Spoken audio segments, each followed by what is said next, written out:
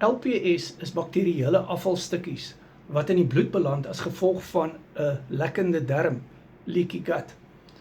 En fluffy cholesterol, dis nou die LDL cholesterol, sogenaamde slegte cholesterol, het 'n skoonmaakproses wat dit onder andere LPS uit die bloed uit verwyder. So LDL het 'n baie belangrike funksie.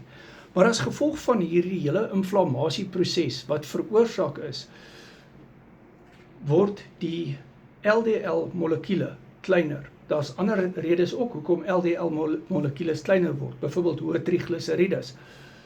Maar indirek gaan die LPS, bakterieële afval, wat in die bloedstroom beland het as gevolg van 'n leaky gut, as gevolg van die inflammasie veroorsaak, dat jou LDL cholesterol kleiner raak en gevaarlik raak, SDLDL. WhatsApp my. Die Vegas Senuwee Bootcamp het ons gedoen, waar ons hierdie inligting behandel het. Ons het ook die cholesterol bootcamp. Jy kry hierdie bootcamps op Google Meet. Ek doen video-opnames van dit en jy kry die notas in Afrikaans.